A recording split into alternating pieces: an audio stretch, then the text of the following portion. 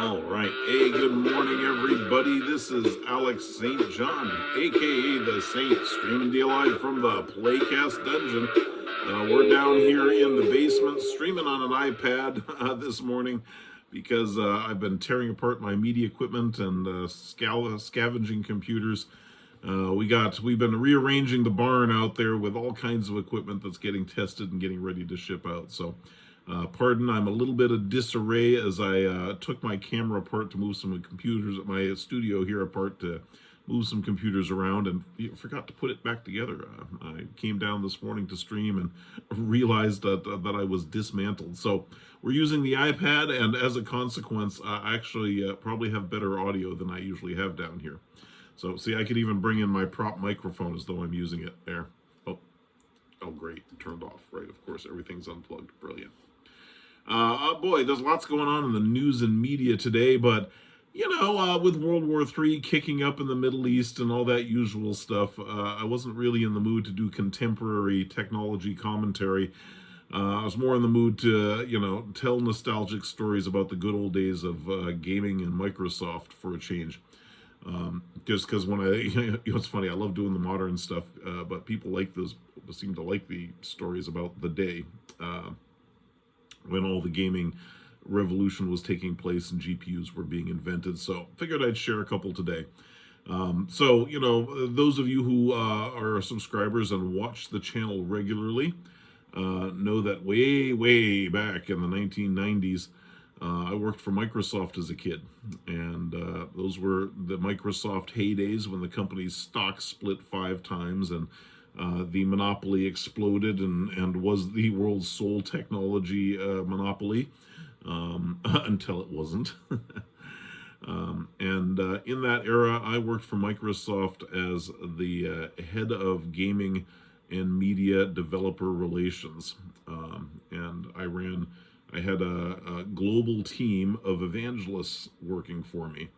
And evangelists at Microsoft, there's the term. For those of you who don't know, technology evangelism is a thing, and the term famously was coined by Microsoft, or not by. Excuse me, listen to me. So egocentric. It was coined by Apple, because one of the things that was so fascinating about Apple's success and was a great frustration to Bill Gates in that era was that. Apple had a tiny market share, always had a relatively tiny market share compared to Microsoft Windows. And yet, despite that, had this just devout following of developers who just loved Apple, just loved making stuff for Apple. They wanted to make Apple software, they wanted to use Apple for everything. And it didn't matter that Apple had a negligible market share. They were going to make software for Mac despite the economics, the poor economics of the platform. And it drove Gates crazy because, of course, Windows was over 90% all market share. Everybody had it at work. It was huge. And Bill just couldn't understand why everybody didn't want to, make applications for his crappy operating system. So it was a great frustration. And Microsoft, and one of the things that Apple did is they had the first evangelists. And oh God, let me remember the guy's name. It'll come to me. But the guy at Apple who founded their evangelism group, and really the first team that was called that in the 1990s, they had people whose job it was to cultivate religion for the irrational passion among developers for the Apple platform. And in general, Apple was always great at that. They did this amazing job of making their customers and the developers just love them. Just love them. I just want to make software for a platform with no market share because I love those guys. And I want to use their technology, even if it's not the best, because I just love them. I love my Mac. I love making stuff for it. I don't care if I don't make money. So the first evangelists at Apple, were in charge of breeding that sort of religion, irrational enthusiasm for their platform. And it was a very effective. And they have these conferences, and they were huge parties, and all the cool people always went to them. and a Guy Kawasaki. That was the name of the guy who really defined technology evangelism, and he wrote several books on it later. And Microsoft couldn't figure it out, drove them crazy. We're bigger, we have the larger market share, we have smarter engineers, we have better tools. We have the economic dominance. Why don't these guys like us? Why don't they, no matter what, why don't these developers want to target our platform? And Microsoft couldn't grasp it. And one of the observations the company made was, man, Apple people just love it. They just love their Macs. They just love developing for it.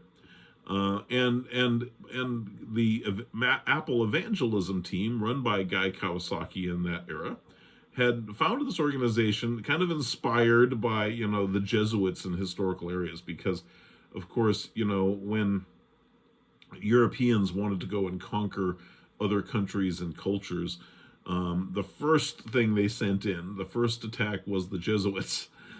Because the Jesuits would go in to bring Christianity and Western culture into these foreign countries. They'd be the first into Japan, the first into China, the first into the Americas. And they would, of course, start schools and start teaching English and start teaching Christianity. And would sort of spread cultural, the Western cultural infection into those countries, before necessarily the merchants and the armies and soldiers arrived. And so it would soften up the population by breaking down their culture first, and by spreading religion first as one of the first effective weapons at causing a culture that the Western world wanted to dominate.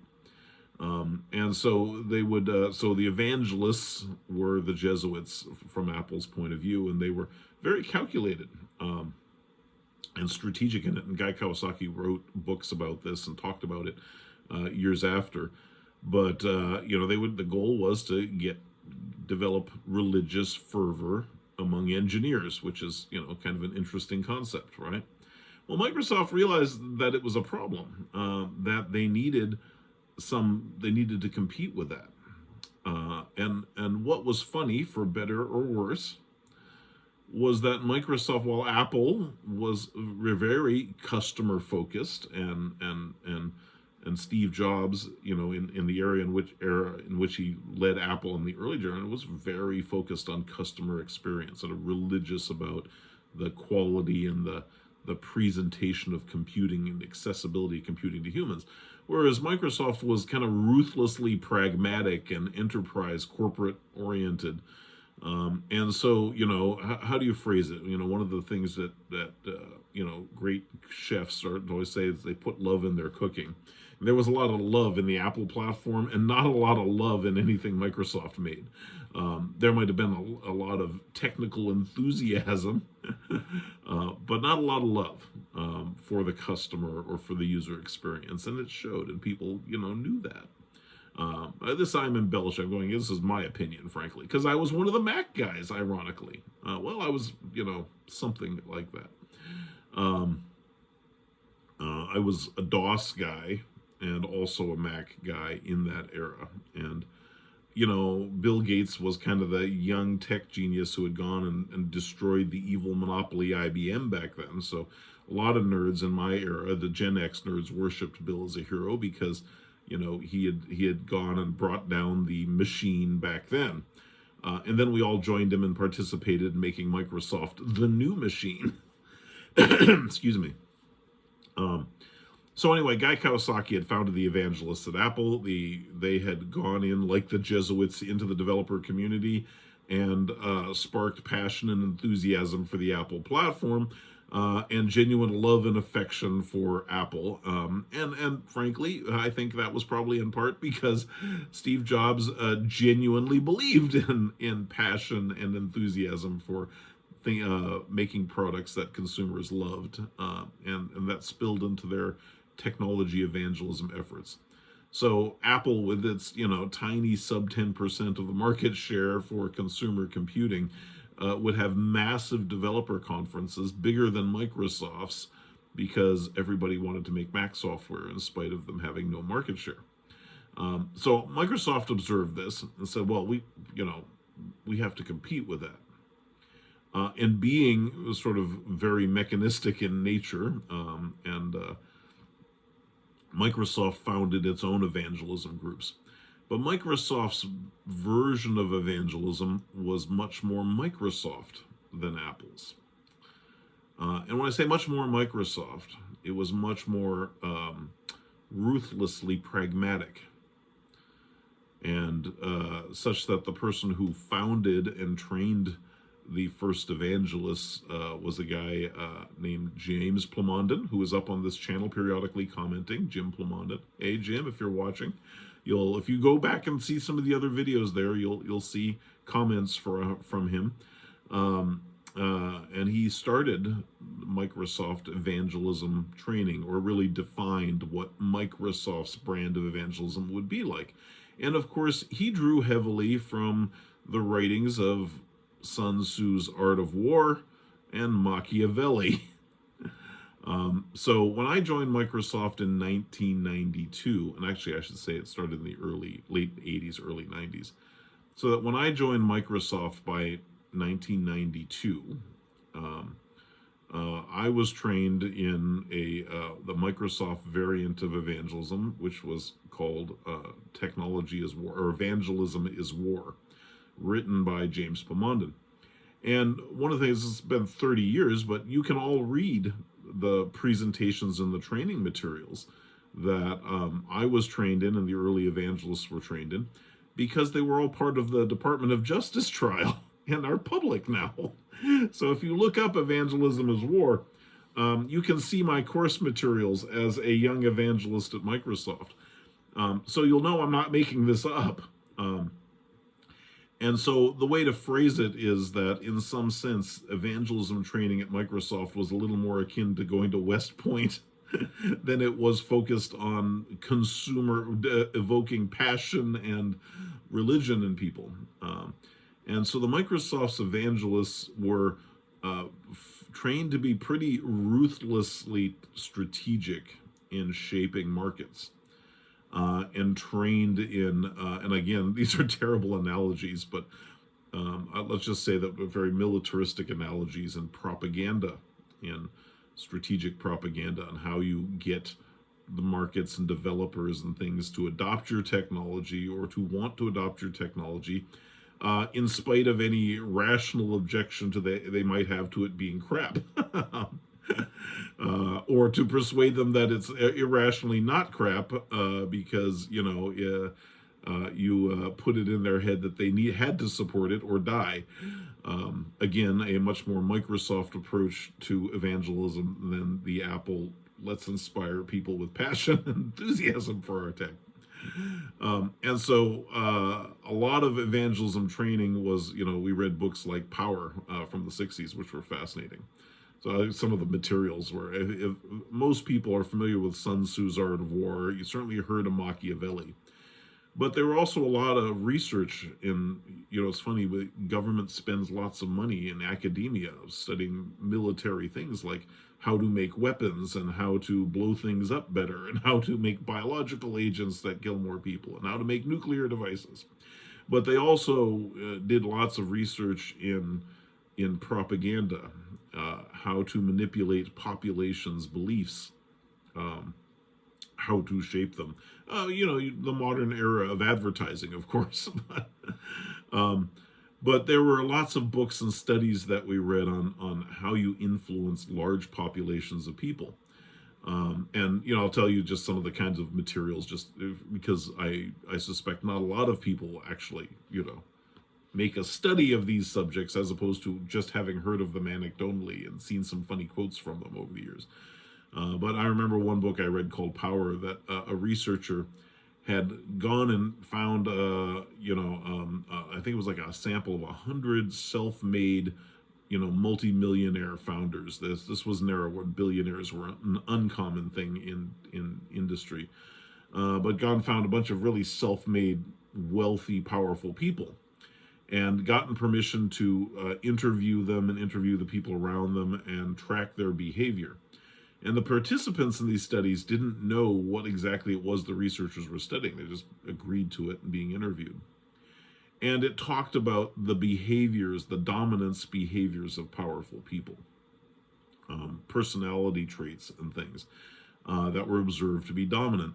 And some of these things were things like social dynamics around them, and even how they had dinner with people. And I remember vividly, because I would, I would, it was, once you read this stuff, once you read these ideas, they don't really leave your head. And even if you don't want to be the kind of person who does these things, if that's not your ideal implementation of or actualization of self, you can't get it out of your head once you've been told, and it's funny to try. And one of the funny things, there's whole chapters in these books about the dominance of how people eat together, and it talked about the how powerful people ate, and they said, researchers studying powerful people eating with other people, so powerful people were like 66% more likely to reach across the table to the other side and touch the other person's silverware, food, glassware, whatever. So if you were powerful and dominant, the likelihood that you would presume to reach over and touch other people's stuff or eat their food was much higher. Also, dominant people would also signal dominance by being much more overly generous. So dominant people were far more likely to make share generously, and but the definition of sharing generously in these cases was also a dominance gesture. So to offer people some of their food or to offer them something to drink. But dominant people would do it more aggressively. They'd say, not only you here share a drink with me, but really, no, really have a drink with me. Or try this French fry. And if somebody said, no, I don't want a fry, you go, no, these are the best fries I've ever had. You really have to try them. Because getting other people to accept a gift from you, and especially food or drink, is also a dominance behavior. And one of the things that, when we were being trained as evangelists and studying these kinds of things, we'd be given exercises, go do this, go, because we were young and we were trained to be dominant and influential with other people, and to do exercises in it. And so, I'll tell you some of these exercises. This wasn't actually the entire direction I was going to go with this story, but it's pretty funny now that I reminisce about it 30 years ago. So one of the funny things you to do is just, they'd say, go hang out with your peers or in social contexts, and see how much of their food you can eat at lunch. Right? Just sit across from the other table and just see how much of their food you can eat while you're talking before they stop you from consuming their food. And so we would do some of these things just to see people's reactions to it, and it was absolutely fascinating. Then there were other types of exercises, and again, they were fun and funny, but interesting, right? Because they're things that you wouldn't think to do. Most normal people, healthy, well-adjusted social people, wouldn't think to do unless it was study and exercise and propaganda and mind control. Was to do things like, get in an elevator and face the back of the elevator. Just walk through the doors and let the doors close behind you. But don't turn around until just look at the other people in the elevator, right? Or see how many people in the elevator you can engage in conversation during the ride. Because when you're in an elevator, you're in an intimate, confined space. And so the natural social dynamic is for people to be socially uncomfortable with that, to all face the door, to stare straight ahead, and to stand there jammed together, silently ignoring each other, especially if you're just in a random elevator full of people. And it was very, very powerful to walk into an elevator and start a conversation. Wait till the doors close so that you're all trapped together, and then start talking to people, and there's no escape, and you're too close, and you're a total stranger. One, because it can weird people out, and and weirdly, it's hard emotionally if you're normal to do that, because you're going, oh, this is, a presumption. But powerful people would do that. And then there were talks about the dynamics of powerful people in social settings, how they socialized and engaged. So anyway, there was lots of research and books published about these things, which we would study. And this was an unnatural act for somebody like me, because those of you who watched the episode, I'm a huge nerd, and most of us were. But Microsoft had, that is, not very social, not very interested. If you love programming computers and that's all you want to do and you're obsessed with it, you have to be a certain kind of socially dysfunctional to want to spend all of your waking hours talking to a machine in total silence, exploring coding ideas, instead of doing what normal people do, which is hanging out and developing human relationships with each other. And so that's a very, nerd stereotype, but it's true. And Microsoft was full of us. The term Asperger's and its application to nerds was not in common use back then. And it became very trendy, of course, a little later in that era. But Microsoft has sort of been an entire company of people who just loved computing to the exclusion of everything else.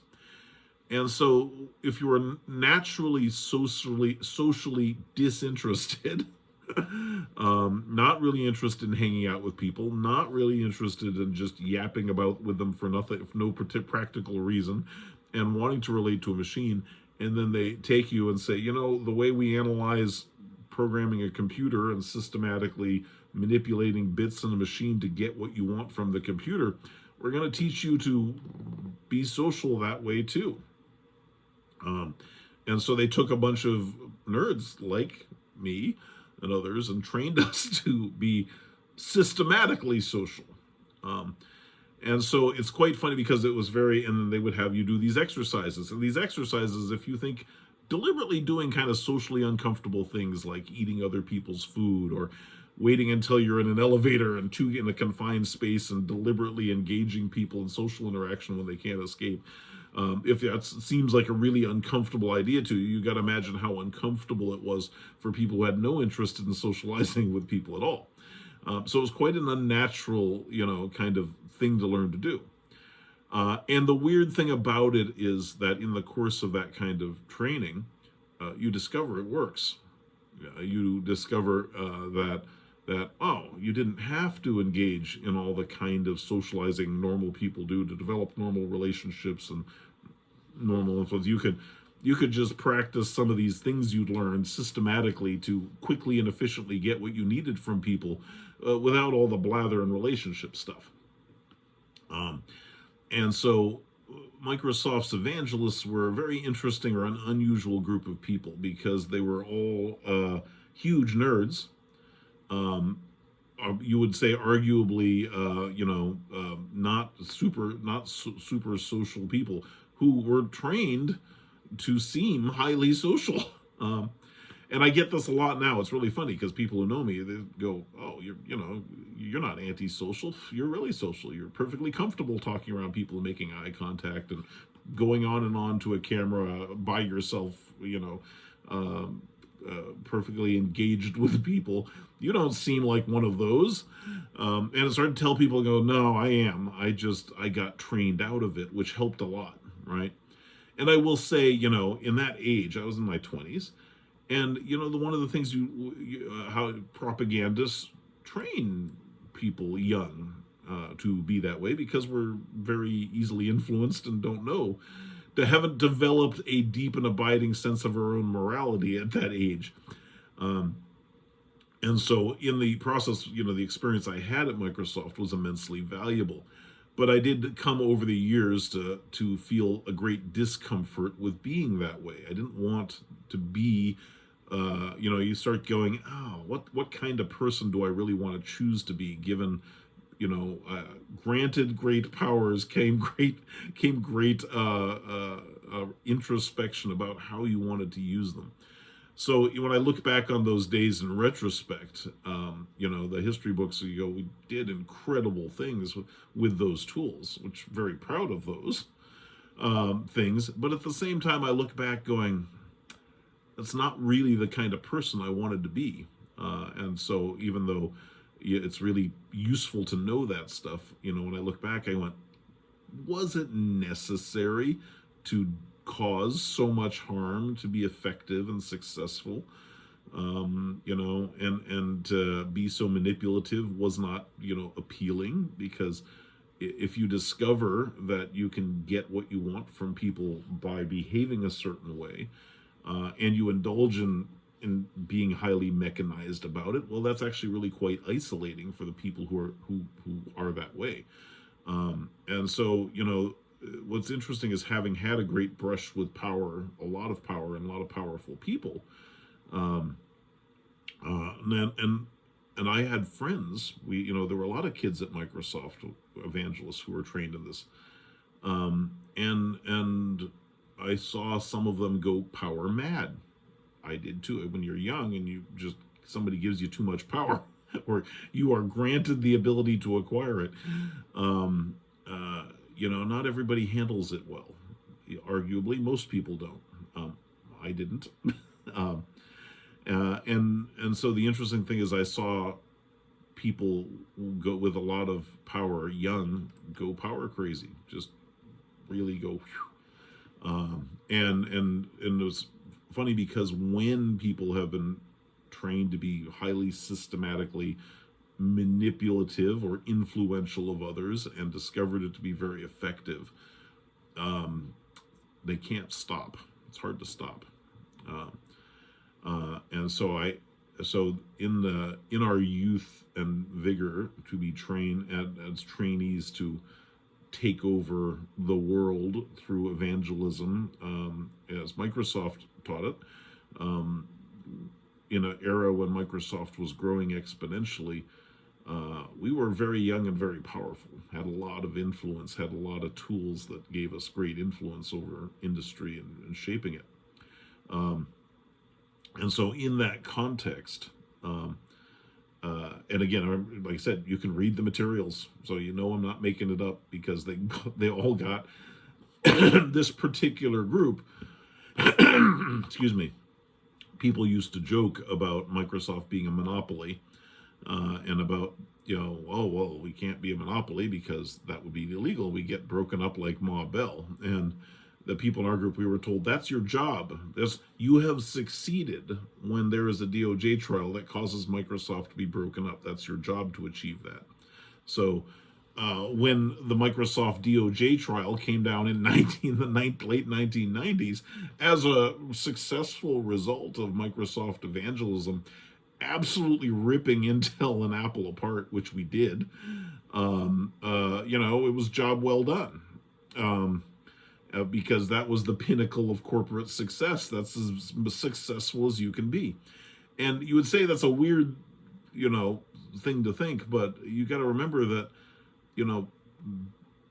the culture of Microsoft was highly shaped by Bill Gates. And Bill Gates, in some sense, was the archetype for, highly socially awkward, calculating nerd who had learned the power of propaganda and public relations and harnessed it to incredible effect. And I wasn't around in the earliest days of Microsoft to see how that happened to Bill Gates. I wish I knew exactly, because by the time I got to Microsoft, the internal cultural infrastructure of propaganda and public relations was extremely entrenched and very deep.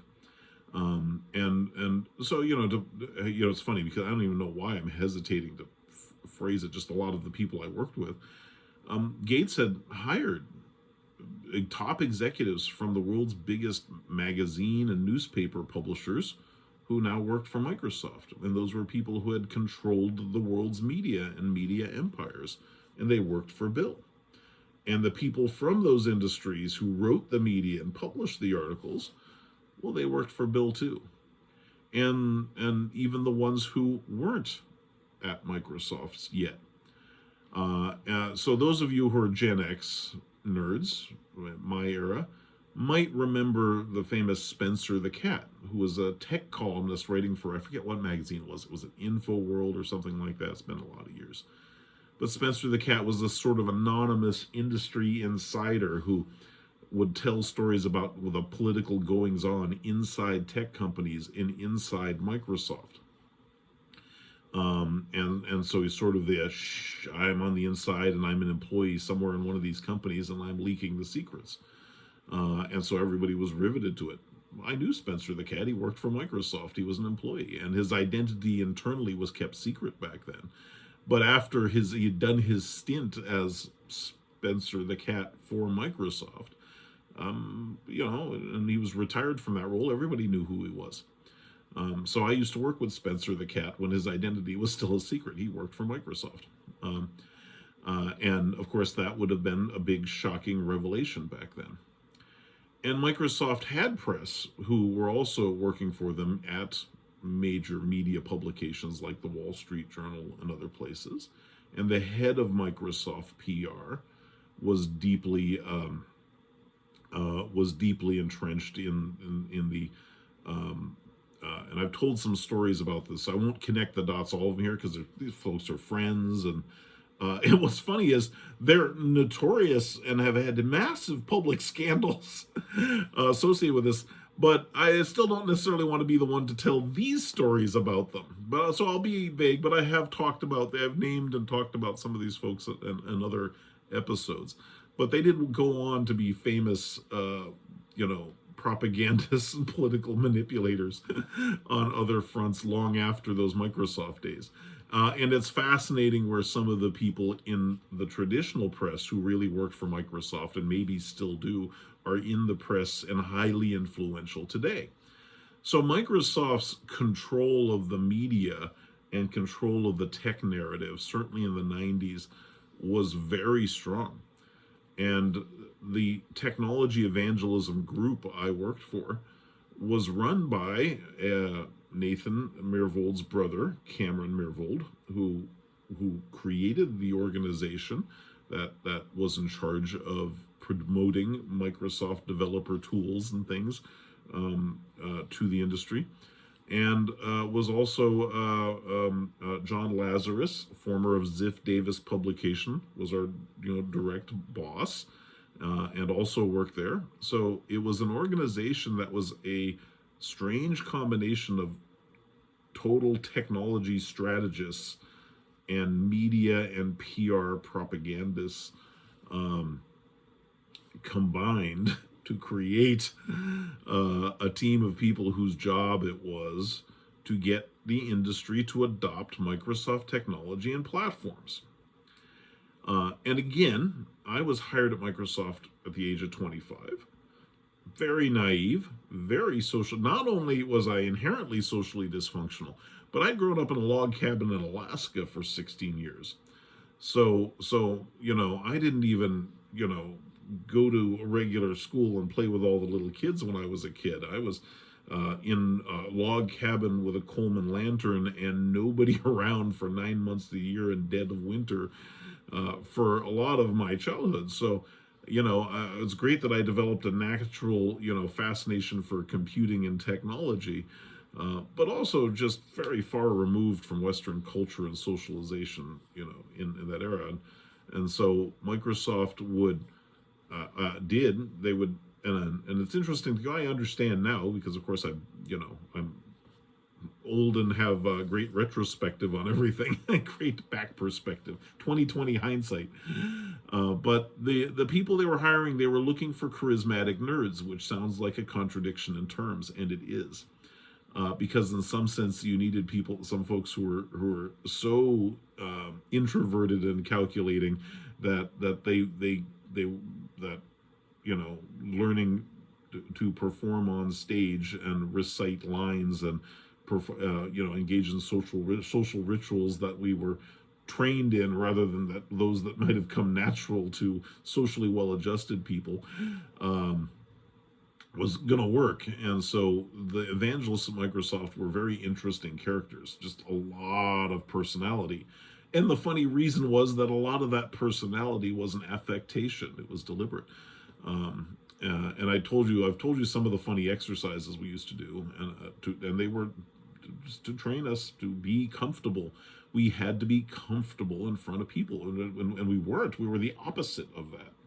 We were Microsoft's public speakers. We ran the developer conferences. We organized them. We trained the speakers. We wrote the scripts. And very often we were in the role of if you ever saw and look at videos of Bill Gates on stage, there's always somebody there helping or introducing him. And those were the evangelists. They were the ones who were on stage in front of the audiences. And of course, Microsoft was full of other socially awkward nerds who were uncomfortable with that, making technology. But we needed to get them on stage in front of other developers and speaking to them. So it was our job to go, hey, now that I know how to simulate socialization, I'm going to help you do it. I'm sorry, I didn't quite finish the point, was that by the time I got to Microsoft, Bill Gates, who was very socially uncomfortable, or awkward, one might say, was surrounded by PR support, such that he was, and what's interesting is he knew it. He's like, wow, if I want to take over the world and I'm socially uncomfortable, and don't relate to people, well, I need to be able to do that. So I'm going to surround myself with people who help me craft everything I say and do to have the desired influence over the universe. And if you hung around, I spent time with Bill Gates because I became one of those folks. You'd say he was a very interesting guy, a very unique personality. I've met some, probably the person I've met who's closest to Bill Gates in personality. And no offense, John, but it's John Carmack. I used to go, the other person I've met who has this sort of just deeply thinking kind of, behavior pattern was Carmack at ID. And actually, I saw Sweeney again recently, and so I noticed there was some of that characteristic about him these days, too, years later. But as interesting as they go, in all the ages I've spent in the tech industry, it's these deep technology geniuses who seem to, there must be some threshold where you're so socially dysfunctional because your IQ is so through the roof that you become social through sheer calculation. And I'm not making a judgment about this. I just notice that it's an interesting phenomenon. So Bill knew that he was socially uncomfortable and surrounded himself with people to help him, present himself in the way that was going to be most effective and influential. And by the time I got to Microsoft, that organization was quite deep, and senior. So I'd love to have seen how that evolved, how somebody like Bill, who was kind of so socially awkward, came to the conclusion that he was going to surround himself with that. But it was interesting to see. And again, one of the interesting things about that perspective is your perspective on media and the information you read and consume becomes, as an insider, you see how media is shaped, right? Like I was on the team that Ghost wrote Bill's books. So, John Lazarus was it's in Bill Gates's interests, and the company's interest for Bill to write visionary books once in a while. So we're going to schedule those for him and craft the vision and messages that go into the book by Bill Gates, to have the right PR impact. And so if you think I don't know if I'm the only one who notices that the only people who write books anymore are politicians. It's because it still serves that purpose. Not that they really have anything to say that's all that interesting very often, and not that a word of what they put in a book that is crafted by their marketing team is true, or from them, not many words anyway. But that's how it's done, and that's the relationship that powerful people have with the media, is to go, oh, it's time that I promote myself to elected office by being a famous book publisher, and then getting lots of television and airtime about the book I wrote as a pretext for being an advertisement for myself, right? because that's what those kinds of books were. So I got to work on all that stuff, and like I said, I'll tell you, I've told some of these stories about some of the funny evangelism exercises we have. Okay, I'll tell you one. Start with this one. We'll see where it goes. We'll see. I'm kind of getting into I'm warming up. Um, so one of them was when we were interviewed. So I've told the story before about being interviewed by Microsoft because, again, I was already very accomplished and very early in my technology career by virtue of sheer, engineering talent. And so I didn't know why Microsoft recruiters were contacting me. I didn't have a college degree. I didn't even have a high school diploma. I didn't have a degree in engineering. I had started in the publishing and graphics industry very young, and had ended up in Cambridge, England, at a company called Harlequin Limited because running a PostScript RIP clone development team of Adobe's PostScript language, and it was an artificial intelligence company, so they were doing Lisp and AI and neural networking, founded by Cambridge mathematicians. So the company had this whole research focus, but the thing that was making money was the PostScript RIP product that I'd helped develop for them, first as a customer support contact, and then they went, oh, holy cow, this kid is making us money. They brought me to England, and I ended up running an entire team at a very early age, my early 20s, very early 20s. And we had destroyed Adobe's dominance of the PostScript market with their own platform. So we literally took Adobe PostScript away from Adobe and swept them out of the entire high end of publishing with a copy of their product that I had helped manage to make. So in my very early 20s, I was a publishing technology expert. And Microsoft, again, unbeknownst to me, because again, I'm just a huge nerd, I was only interested in the pursuit of great technical achievement for its own sake at that age. And I didn't think about the wider world or any of its implications at all. So while I was in England cloning Adobe PostScript with great success, and I started writing tech articles for, publishing articles on screening and stuff for Siebold magazine and Color Publishing magazine. And meanwhile, at Microsoft, Gates was in mortal combat with Apple, from his point of view, over graphics and media technology. And one of his great frustrations is that people loved Apple and everybody used QuickTime to watch their media and movies. And QuickTime from Apple was the dominant media player on the Windows operating system. So it drove Gates crazy that nobody wanted to use Microsoft Windows provided media infrastructure and APIs because they loved Apple so much.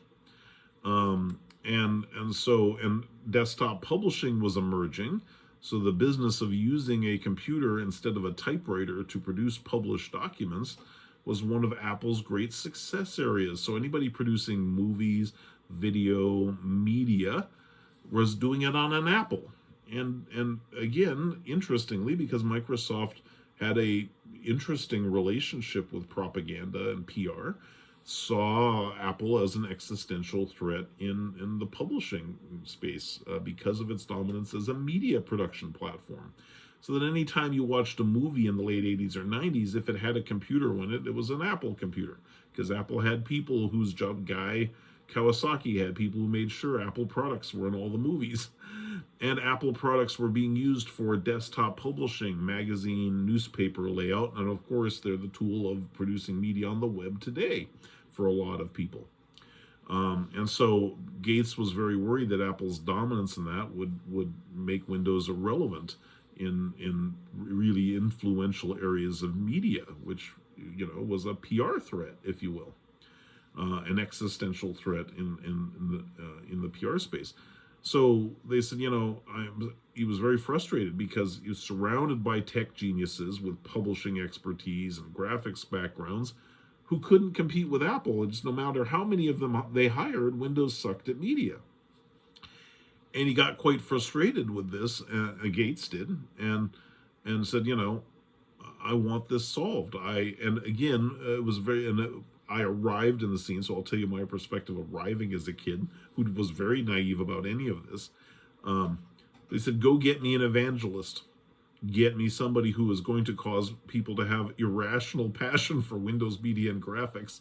Go hire me somebody who knows this stuff, because from Microsoft and Bill's point of view, and this was a great shock to me when I arrived to discover, by the way, was that their media and graphics technology was great. It was superior to Apple's. That the reason Apple developers loved Apple and hated Microsoft was purely irrational due to poor public relations, because it couldn't possibly be that Microsoft technology sucked in any way. That couldn't be the case. And so go get me somebody who understands this language and these platforms, and train them to, influence the world to irrationally want to adopt Microsoft's technology in spite of, for all of its flaws that we don't acknowledge. So Microsoft's HR team was sent out to hunt for somebody who could be a publishing evangelist, a graphics evangelist at Microsoft. And by whatever means, because again, I was living in England, I didn't have a high school degree or a degree in computer science. I was succeeding wildly in tech at a very early age anyway. That was one of the fun things about that era of tech, is you could do that. I started getting called by Microsoft recruiters, which was a great shock to me. And I wasn't ambitious, and I loved what I was doing. And Microsoft sucked. So I was a big fan of Gates, but Windows was a crappy, boring operating system. So I ignored them, and they became quite aggressive. And finally, one of the recruiters said, "Look, we will pay all expense paid holiday to Redmond, Washington. Who doesn't want to visit a cow pasture in Redmond, Washington? Bring your family. We'll support you. Come on out. Have a vacation. All you have to do is agree to do the interview, and we'll pay for a whole week vacation for you and your family to come out there."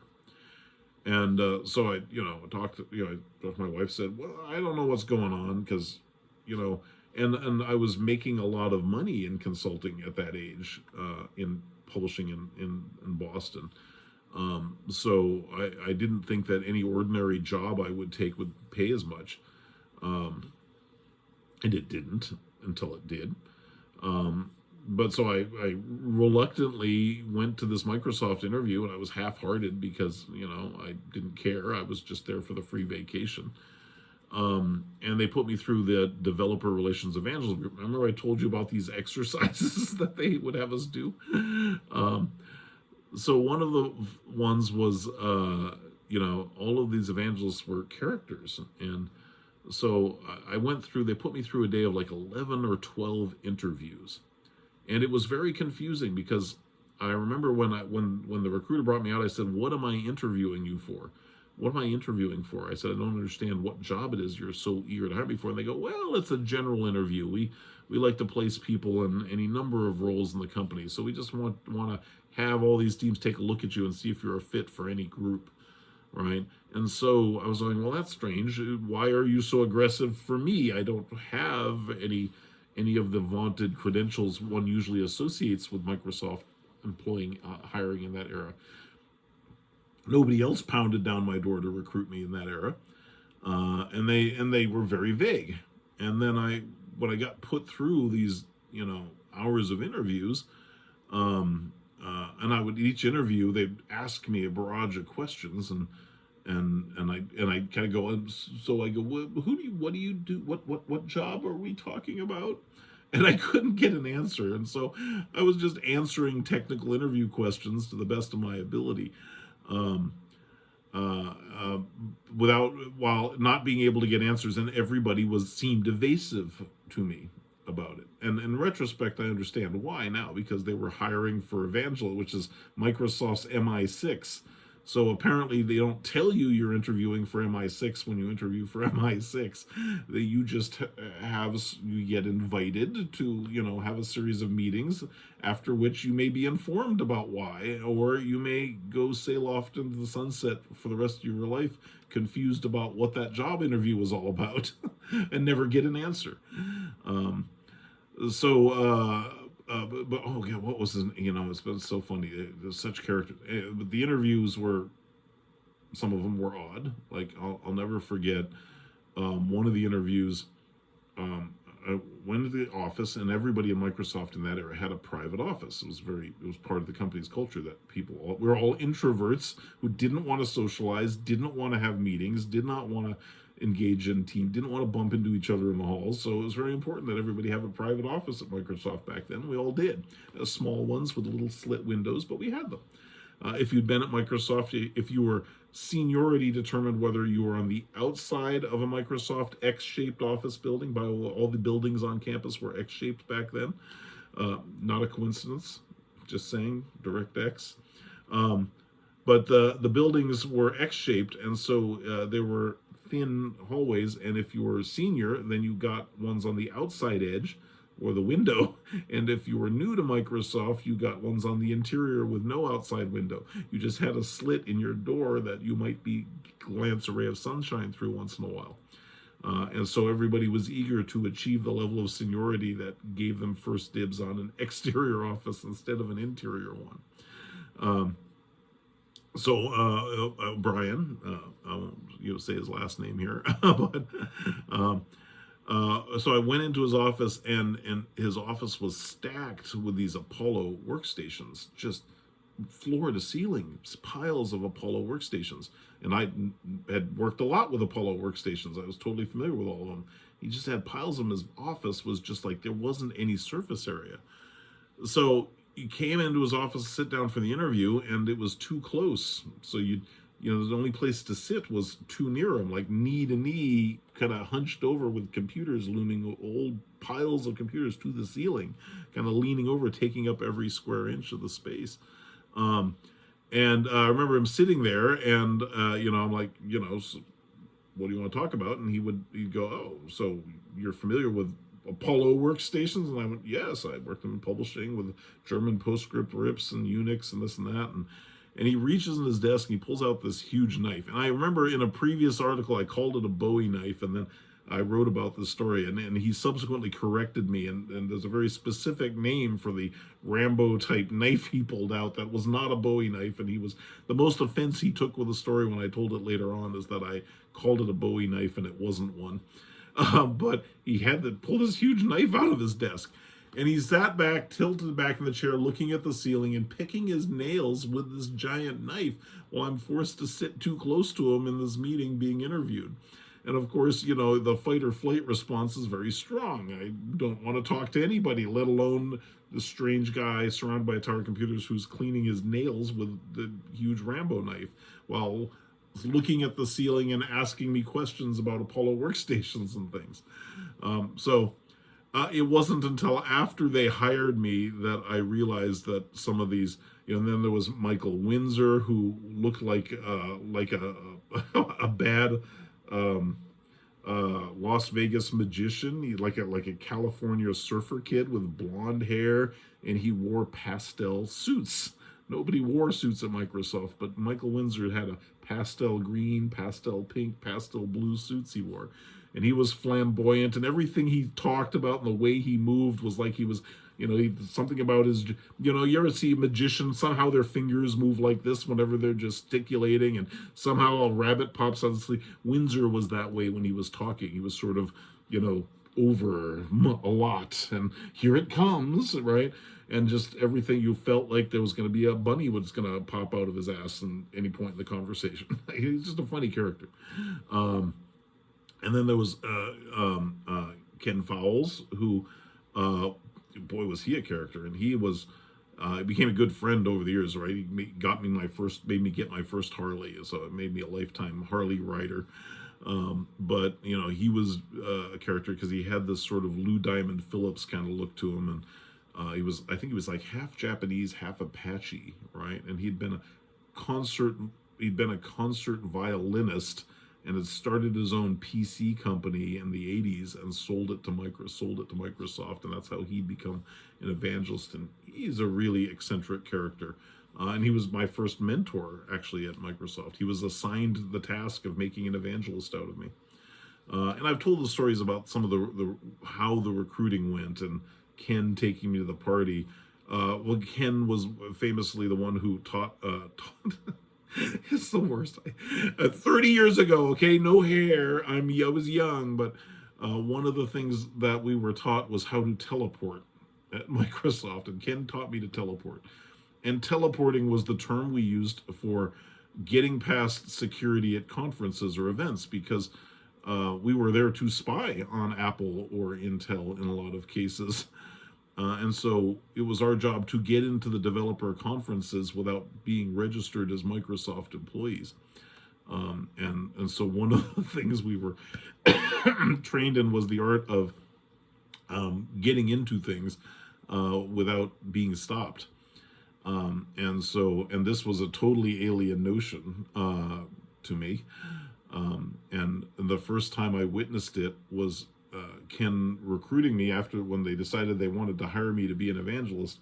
And I said, no, I'm not interested. And Ken's job was to change my mind, and he did. So success. So step one is you have to change the mind of the reluctant. What the hell is that job? And they were totally confident. Well, we're not going to tell you what we're going to do. We're going to decide whether we hire you or not. It's not actually going to be up to you, because you may not understand it yet, but we have greater mind control powers than you understand. So you go ahead and pretend that you don't want the job, but you're going to change your mind if we decide we want you to want the job. So the way that my mind was changed after I declined the job, I was like, thanks, but no thanks. For the job, I don't know what it is or why I'd want it. It was Ken took me. It was I was being recruited in December, and it was close to the Microsoft Christmas party, 1992. And Ken said, well, yeah, of course, you're here for the week. You might as well have fun. Of course, you're not going to accept it now. But, my wife and I were going to the Microsoft Christmas party. You're welcome to come with us, and it'll be a lot of fun. And I remember I was like, okay, sure, that sounds fine. But I was just being polite, frankly, because they paid for me to come out there, and I felt bad about turning down the job. So, I wasn't going to say no to being invited to a Christmas party. And he said, it was a lavish affair. And so he picks me up in this old Mustang he'd rebuilt, because Ken just built his own vehicles and maintained them. And we get in the Mustang with his wife and family, and all drive to downtown Seattle, to the Seattle Convention Center, which Microsoft Gates had rented the entire thing for the Microsoft Christmas party, and turned the entire thing into a Christmas carnival. It was just amazing. But the funny thing is as I'm in the car, when we're driving to the thing, Ken says, oh, okay, yeah, hold on, we're going to need an invite for you. I go, an invite? He goes, oh, yeah, don't worry about it. He pulls out a name tag and a sticker, just like, hello, my name is. And he takes a black marker and he just draws a boundary on it and says, my name is Alex, just a shitty looking tag. And he goes, here, put that on. I go, well, what do you mean you need an invite? And he goes, oh, you got to have a Microsoft badge and so forth. It's only for company employees. I go, how am I getting in? And he drew this shitty sticker and he goes, just wear that and walk in. And I'm not allowed in?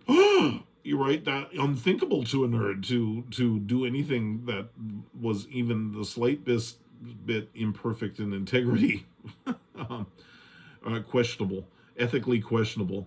And he was, he was like, yeah, but don't worry, it'll be fine. And I was like really uncomfortable with the idea that I was going to wear a fake badge to sneak into a party. This was, incomprehensible to my worldview at that age.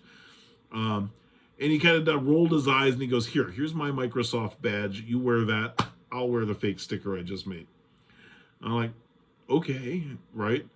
But I felt really uncomfortable with all of this. So I'm wearing Ken's badge and we get into the party, and it's like getting into the Microsoft party was like getting through the TSA at a modern airport, right? Just huge lines of people all dressed to the nines with their kids and families in tow to get into this Microsoft Christmas party, and getting their badge scanned, and they're passing out. And so as you get to the front, you see that people are checking in their children and getting pagers. So they scan their Microsoft badge and they write them down, and then handlers would give the parents a pager that was assigned to the kids because we didn't have cell phones back then. This was the early 90s. So they gave parents pagers and then took their kids off to the kids' party. So the clowns and things, there's a whole Christmas party and carnival going off for the kids, and then the adults would go and enjoy themselves. So you checked your kids at the door where you checked your coats and got your pager.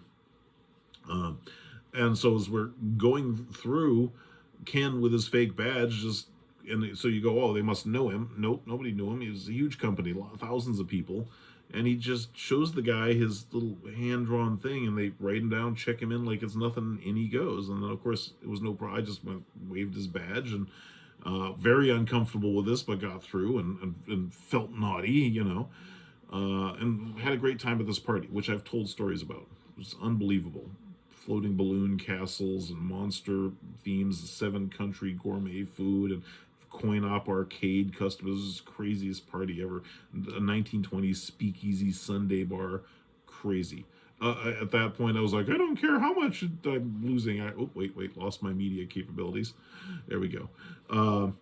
Yeah, I'll take the job. So yeah, it totally sold me. I was like, I don't care. I just want to be part of this. It's so amazing. So I inadvertently found myself accepting the job I intended to decline, and then my wife at the time was upset with me for this because that was not the plan to accept the job. The plan was to enjoy the free vacation and go back to the lucrative consulting career I had in Boston. So I ended up, taking a massive salary hit to join Microsoft instead of doing what I intended to do, which was say no and go make more money. Whoops.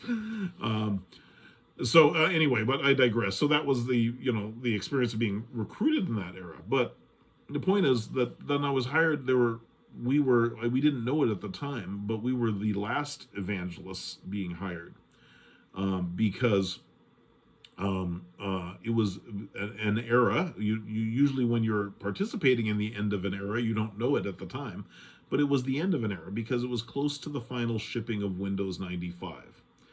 And close to the, near total collapse of Apple as a result of very successful evangelism efforts, including the creation of DirectX. And so I was among the last class of evangelists trained. And it was close to the launch of Windows 95. Remember, I'm hired in late 92, and 95 shipped in 95.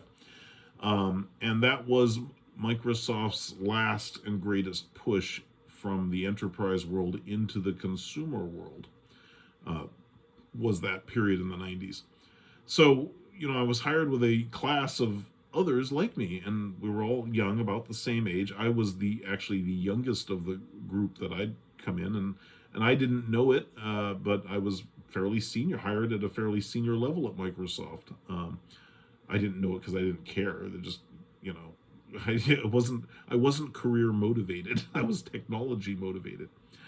And I felt a little disgusted with myself for saying yes and then not remembering why to the job, because I didn't really like Windows. I thought it was a crappy OS and it didn't do anything fun like media and other stuff. Although I was more of a Mac fan and liked Apple a lot better, from a kind of a user experience point of view, I liked DOS because I wrote my own operating systems in assembly language, so I liked that control. And Windows was this giant edifice that got between me and the operating system. So from that point of view, I didn't like it either. So I arrived at Microsoft with the last generation of evangelists who are all older than me and much more experienced in tech, and a lot less naive about the industry because they'd been around the industry a lot more than I had by the time I got there. And that's where I met Craig Eisler and Eric Engstrom, the other guys I created DirectX with ultimately. And a good funny side note, by the way, remember I just gave you this whole thing about what a evil calculating bunch we were. That's the group Satya Nadella came from too. So Satya had recently left developer relations to go and move into other roles. So, by the way, a lot of Microsoft's modern and later leadership came from that group, or came from adjacent groups to it. So,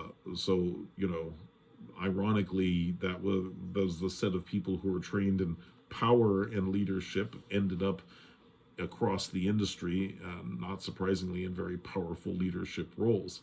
because they were trained to take power. Um, and so when I was hired and got in there, and I remember just being totally naive about the job. But anyway, I've told some of those stories. I've told you, if you want to go back and see some of the stories of what the early days were like at Microsoft, and what the sort of my first experiences were, I've told those stories before. I'm going to tell some different stories today.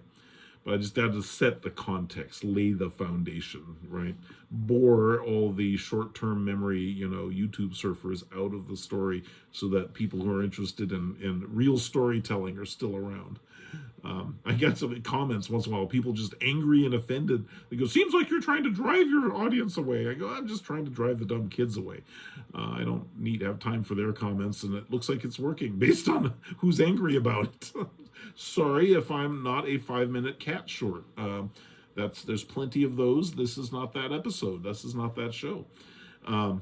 So anyway, I got recruited by Microsoft, took a huge paycheck, found myself moving to Redmond and not remembering why, and in the role of Microsoft's first publishing technology evangelist, surrounded by people who were like me in terms of just being huge nerds who had been already trained to be extremely socially effective, and then a new class of us, which was people like myself and Eric and Craig. And Craig Eisler had come from Whatcom, compiler company. Eric Engstrom had come from Semantic. Technically, I'd come from a PostScript and a Lisp machine learning languages company, and developer relations reported to Microsoft's tools group. And the tools group was the group that owned developer relations because, of course, their customers was producing the Windows SDKs, documentations, developer programs for developers to adopt. So developer relations was located in the tools group. And so the funny thing was, and I've told this story too, so I'll just summarize it. My early days there, I had met with Cameron Mervold, and he said, "Come, write a strategy for how Microsoft can take over the publishing industry, take it away from Apple." And I didn't know what that kind of strategy was. I was not accustomed to thinking like a giant tech monopoly trying to take over an industry. This was all new to me. So I wrote a very practical, make the technology that doesn't suck so people want to use it kind of strategy, because that's made sense to me. And after I put this huge amount of effort into it and presented it to my new boss, afterwards, this big thick document like this going, here's the plan. Afterwards he said, well, that's a very good plan. He goes, that's very practical. And he goes, so if we just make better technology, people will use it. And I was like, yes. And he's like, just hypothetically, he said, what if it didn't matter? What if our technology was superior? Which Microsoft actually believed it was, and they were quite delusional about. What if it was superior? And they just still didn't want to use it. Then what would you do? And that was the beginning for me, was that question, right? What do you mean people wouldn't use the best technology? Of course they would. That would be rational. But what if you made superior technology and people didn't refuse to use it? Then what would you do to persuade them? And I was totally, I don't know. I can't relate to the idea that people don't act in their own self-interest and rationally assess technology to be in their best interest to adopt. And he goes, go think about that and write a new plan. And it's funny when I look back at that moment, because I two things come to mind. One was that it was pivotal for me because it was the moment when I probably became an actual Microsoft evangelist inadvertently, because it required a total restructuring of my worldview from doing that which was most practical and rational as the strategy for success to doing that which influenced people to adopt whatever you were doing, whether it was good or not. And so, and it was it was an uncomfortable transition for me, because I went and said, well, what do you mean? And it took me a long time it took me ages it weighed on my mind constantly. What do you mean?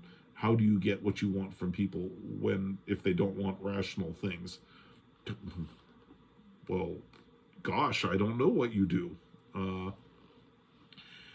And of course the answer was, you and that's the other thing. The other question that I remember that baffled me in that conversation with Cam was, I said, he was talking and I go, just what is the job? What am I supposed to do? And he said, you're hired to, overhaul the Windows graphics and media strategy. You're in charge of our publishing strategy now. And I go, this is a huge company. Does somebody work for me? Am I supposed to tell them what to do? And he goes, no, no, no, no, no. No, you're not actually in charge of anything. You have to influence them to do the right thing. Like, what? Influence them. Don't worry, we'll teach you how to do it. So I went going, I'm in charge of Microsoft's media and publishing strategy, but nobody is accountable to me. And it's funny, to this day, I have these conversations with other people about influence and get the same reaction, totally understandably. Because it took me, you go, what do you mean I'm not in charge? You mean I can't just say, do it my way? I know what I'm doing, so follow my directions or you're fired? Nope, no, you have to influence them. And then I was trained in influencing people. And so, and of course, Microsoft's approach to influencing people was more aggressive than going, I'm going to influence people by charming them and being likable. I'm going to influence them through force and leverage and terror. So the threatening to put them out of business if they don't adopt our SDKs and all those kinds of things. Or not threatening necessarily, just doing it actually in a lot of cases. So I was trained to influence things. And the funny thing about it all in retrospect is that we were trained to influence the industry on Microsoft's behalf. But Cameron, the person running developer relations, was quite aware in some sense that Microsoft was quite egocentric and delusional.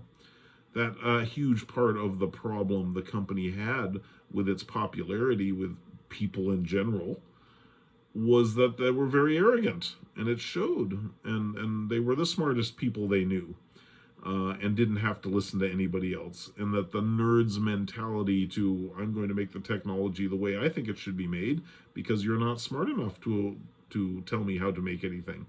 And so if you don't appreciate my SDKs, it must be because you're morons, not because we made bad tech.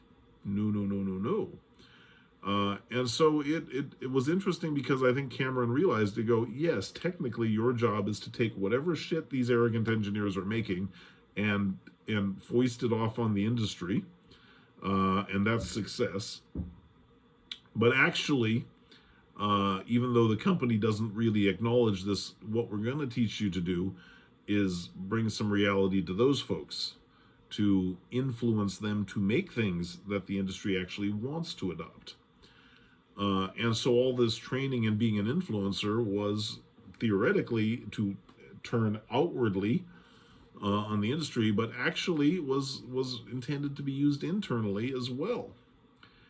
And so I very quickly realized that the real challenge wasn't because you go to the industry and go, you're used by technology, and they go, it's broken and doesn't do what I need for my business. Why would I do that? And you go, well, good point.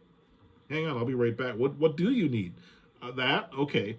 So if I go get it fixed, you'll use this. Yeah, of course I will. I'm running a business here. Oh, okay, let me go tell the engineers they need to fix that. Hey, you guys need to fix this. Like, what are you talking about? It's perfect. And tell the morons to use it anyway. They don't understand how to use it properly if they disagree that it's perfect. And I go, you don't think they might have a point? No, they don't have a point.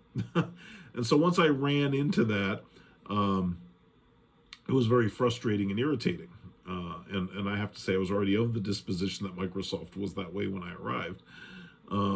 So I very quickly went, I don't think I'm not going to succeed if I try to take this shit and just talk people into using it. I have to persuade the nerds, who I understand a lot better because I'm one of them. Those are the people I have to influence to make good tech. And so I'm going to go do that. And so we, the last generation of evangelists who were trained in the art of war and PR and manipulating large groups of people turned on Microsoft and aimed it at the company we were working at. And that's why the DirectX story is so funny, because our evil strategy for world domination of media and gaming was to go to the game industry, who hated Microsoft for totally mysterious reasons. Just, well, what could you hate about Microsoft? Of course. And to influence them to adopt shit that didn't work for gaming, which was, of course, not going to fail. So what we did instead was go to the game industry and say, you know, you're right, we do suck, and it's going to stay broken, and we're not going to put you out of business because we're mean. We're about to put you out of business out of sheer don't give a shit about you. Hi, I'm from Microsoft, and I'm in charge of developer relations for media, and you need to work with us because we're going to put you out of business out of sheer indifference to your existence. Sorry, but I like games, and so if you want to have a shot at having a company tomorrow after we ship Windows 95 and destroy DOS for gaming, just out of sheer careless not giving a fuck, then maybe you'll hop on a plane and go to Redmond with me and help me influence these people to make technology that doesn't kill your business. And so we went out and rallied the game developers to come to Redmond and put them in front of these engineers, these introverted, egocentric engineers, and make them try that shit with people who were just as smart and knowledgeable as they were technically, and who could very clearly go, yeah, all that shit you're saying is bullshit. It's totally useless for my actual business. And I know what I'm talking about, because Microsoft engineers weren't confronted by that ever. And again, weirdly, they're not, nerds aren't bad or malicious people. They're often very, again, what the funny thing about some of the greatest tech geniuses is they, nerds have their own kind of ethos, or a nerd integrity, which doesn't follow your usual Judeo-Christian morality. It has more to do with openness and quality of code and perfect accuracy in how you present information. But nerds have an ethos, and so when you put really brilliant nerds from the game industry in front of really brilliant egocentric nerds and force them to engage in social discourse, the arrogant nerds are suddenly stripped of their ability to just pompously dismiss people for disagreeing with them, because they're faced with people as smart as they are who could go, no, you're totally wrong, and you actually sound like a nerd idiot unless you change your worldview, and I can debate your arrogance with you on your terms until you agree that you're wrong and I'm right. So we would flood Microsoft with industry people as a tool for influencing the company to change its ways, to make technology that was relevant. And that caused a huge amount of political turmoil in Microsoft, a lot of stories about which I've told in other episodes. But I've got some ones I was going to tell today that I don't think I've told before, that are about some of those events. Because remember, I told you we were trained in power and we did exercises. I'll tell you some of the other types of exercises we did. There was how much of other person's food could you eat over lunch, just get away with before they stopped you. That was one of the tests, one of the exercises. And that was, again, weirdly, to try to get introverted, antisocial people to engage in social engagement with people, to make eye contact. One of the funniest Microsoft jokes of the time was, how do you tell the difference between a social nerd and an antisocial nerd? How do you tell the difference? Well, a social nerd makes eye contact with your shoes when they talk to you. So we thought that was hilarious. That was a big joke back then. So a lot of our training and a lot of these exercises was to get antisocial nerd people like us to be social, to engage in human contact. So it sounds really weird and artificial if you're a normal person. But if you imagine that Microsoft people and nerds were aliens coming to Earth and trying to fit in, the sort of training and exercises you might imagine aliens having to have to relate to human beings was the sort of training we needed. And it's sort of true. It is very true. So funny today, people go, "Oh, you seem very social." I go, "I know I seem that way. I'm good at seeming that way." I'm sorry, but I'm not. um, I don't mean to be. I like you fine. Don't get me wrong. I just like staying in my basement talking to my computer more. But I'm good at seeming that way now. And we had to kind of go through a lot of training to seem social. And the so one, there was that exercise. There was getting in an elevator and standing in the back and making conversation with people, and seeing what kind of relationship you could develop with people before the elevator door opened. That was a type of exercise. Another one was winning any argument. And I hate telling the story because people who hear me tell the story goes, "Oh, that's why you're that way," which is only part true because I was this way to begin with, but it made me worse. Um, so we'd have exercises where, for example, you go, okay, you have to take a position on something, take an artificial position, and defend it no matter what. You lose when you concede the argument. You concede even an inch on the argument. Um, and so a good example of one of them was name two things that have nothing in common, right? And so you'd go cats and lollipops, right? Um, and and you go. So you take the position that two things that have nothing in common are cats and lollipops. Just making up a dumb example. And somebody go, they're both English words, and then you would have to defend. You go, oh shit, that's a good point. They are. Damn it, I guess they do have something in common, right? Oops, you've lost the argument. So you're supposed to name two things that have nothing in common, and then not concede the argument. And you have to not concede it on any rational terms. So you have to go, well, actually, the English language is derived from many different languages in other cultures, and so these roots of the cat and lollipop have derivations. This is a Germanic, this is the Latinas, and so forth. So you'd have to make that case. And by the way, and if you didn't know the language roots, then you'd better make them up and convince the other party that you do. So you'd go, oh, the word cat derives from Katos Molebnis from Roman Germans. This is a Slavic word that has a. So even though we call it the English language today, technically they are entirely different languages. So no, they're not the same language, right? And again, if you didn't have the facts to win the argument, you still had to persuade the other people that you did, because you are not allowed to concede the argument. And so take the position that black and white are the same color. Take two opposite things and defend the position that they're actually the same. And you are not allowed to concede.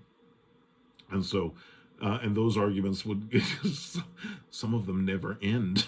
They can go on for 30 years. God, there was one I had to convince somebody they're a pickle. And you have to do that, right? And you're not allowed to concede. And so blinking, you can't concede ground. So if you went, well, that's a good point, but, right, you've lost. What you have to go is, no, that's not even a valid point at all, and here's why. And so the exercise was to get you into the mentality of persuasively and confidently defending your point of view, regardless of its indefensibility. And the funny thing is, one of the two guys I created DirectX with, Craig Eisler and Eric Engstrom, Craig was a power lifter, and so he would get me going to the gym and lifting with him every morning before we went to work. And so we would do these exercises while we were lifting, but we had our own variation of it, which was to be lifting a lot of heavy weight while defending an irrational position, and the other person was spotting you. So at the same time, they'd be like, I'm not going to help you get this weight off you until you concede the point. And we'd be at the Pro Club, which was Microsoft's company gym at that point, and we'd be having these arguments while weightlifting every morning. And it was interesting because people who were nearby listening to this would either get annoyed and complain that we were arguing while weightlifting, and so we would get, people are here to constant, you guys arguing constantly is disrupting their, working out with a rubber band. So you'd either get that, or people who thought it was hilarious to watch, and they would throw in topics. So they'd wait for us to come in the gym, and once they realized that we were engaging in a type of training exercise, a weird one, they would throw in topics for us to argue about. So we would get topic of the day from the other Microsoft people who would see us doing this. So we used to have, and then when Eric Engstrom joined us, would be three of us arguing constantly while at the gym every morning, powerlifting, defending some undefensible position. So there was that. One of the exercises that we used to do was go to because we go and teleport into these conferences. Oh, I didn't tell you some of the other teleporting stories. So our job was to essentially sneak into the competitors' conferences and observe what they were saying, what they were pitching, who the developers were in the room that were being influenced successfully that we needed to win to our side. So it was to infiltrate their development communities. And so, I may have told some of these stories about some of the techniques people use for teleporting. So Windsor, remember, he's the one who dressed like a magician. He would go back in those eras before you had the scan cards and so forth. You'd get a badge, and often you'd wear a little metal chain around your neck with a badge on it to get into the conference. You just walked in with a badge. And Windsor's would walk around with just the chain hanging around his neck with no badge. And he would just, walk in, and the security person to go to the conference would go, your badge. And he'd do this, and they go, never mind, just go on in, go to the desk and get another badge. And he's like, okay, and they let him in. And I'd see him do that, and I just went, oh my God, right? Just the most hilarious. He'd just wear this chain hanging around his neck and then just totally do my badge, right? And they'd always let him in. Worked every time. And each of the evangelists would have their own. So Ken would make the worst. He would do it to absurdity because it was so amazing, right? He'd draw badges in crayon. He would make these shitty badges that you'd look at in a glance and you go, that's not going to fool anybody. And show them like this, hold them right up to their eyes, and they'd go like that. And you go, how can you do that? How can you just hold a badge you made with some markers that doesn't look anything like the real badge? They just let you in. And he goes, oh, it's timing. He goes, you don't go in first in the morning when they're fresh and you're the first badge you show them. By the time it's afternoon, they've seen 1,000 badges. You could hold up a carrot and all they see is a valid badge. He goes, once you realize you pick the right security person who's clearly tired, distracted, and going, all they see is valid badges at that point. And so you can hold up a banana and they'll let you through. So there was a calculus to who and when you did that, but you just make a shitty badge and get through every time. And everybody was sort of, one of the things was to, develop your own funny technique for that. And because I was much larger than everybody else, not only was I heavy, but I was a power lifter. So 6'1", massive guy with a big red beard. I was bigger than everybody else. So, my technique that I would do is I could get in whole groups of people all at once, because what you do is walk up to the badge person and walk up too close. And you do a rolling eye contact going, is there a men's room in there? And they make eye contact. Where's the men's room? They go, oh, it's that way. And they wouldn't even look at your badge because they were focused on getting you the men's room. And you roll right past, and 5 or 6 other people walking behind you in a line, you would just everybody in together. So I could get my whole team in, was my claim to fame. And decades later, I was telling some of these stories, to a group of investors from Sony who had invested in my company, Wild Tangent. And that Sony had invited me to the Universal Pictures event party to celebrate the deal. Sony investing in Wild Tangent, the company, game publishing platform company had founded. And I was telling the Japanese investors who were taking me this, we were in the corporate limo going to the VIP entrance to the opening of their Universal Studios event. And they were telling me how this was the biggest event in Hollywood. And, I was and how secure it was, and how it was the biggest party in town, and everybody was fighting to get invites, and how exclusive this was I was invited to. And I looked out the window and saw the mobs of people going through the turnstiles trying to get through security. And I bet you I can get right through there. And which was, in retrospect, a really funny thing to say, because one, I was with a bunch of Japanese executives, and so the idea of being that naughty is definitely unthinkable to the Japanese. And of course, they just invested in my company, and the Sony folks who would on the U.S. side who had invited me went a little wide-eyed, like, oh, you know, but they didn't believe me. They're like, oh, really? And I go, yeah, watch me. I go, hold on, just let me out of the van early. I'll go join the crowd, because they had the VIP. They're all going to be escorted by the masses who have to go through the turnstiles and have their badges examined because they're the Sony executives. I said, here, watch this. So I let me out of the bus, and I joined the mob, and I walk right through the turnstile to the other side and wave to them, and with no badge. And I remember that was the rest of discussion for the rest of the evening, is how I'd been able to just walk through there. And I tried to tell them, I go, years of training, you just, there's a way to it. So anyway, it was Ken Fowles who taught me teleporting by getting me into the Microsoft Christmas party, my first days in the job. So anyway, to make a short story much longer, because I've only been rambling for an hour and 31 minutes, and in 15 minutes, I got to wrap it up in 15, because that's when I'm allowed to go up and use the coffee grinder without waking up the whole house. So I'm really looking forward to that. Anyway, so I'm working with Eric Engstrom and Craig Eisler in Evangelism, and we had turned the weapons of propaganda and warfare against our own company in an effort to save gaming, and flooded Microsoft with game developers, and we had these arrogant and difficult to work with groups that didn't report to us, but we needed to influence. And so some of the stories I am going to share or recount next are about some of those battles. Because remember, we couldn't say, well, you don't listen to us, therefore you're fired. We didn't have that authority. We had to persuade them. Very difficult to persuade people. And so we were trained to be very persuasive. And not necessarily in a nice way, which was more of the Apple way, which is to engender love, where we were better at engendering fear. And so one of the problems was there was the Microsoft mouse and joystick team was one of the groups that we had constant problems with. The very first what became one of the very first DirectX APIs was direct input.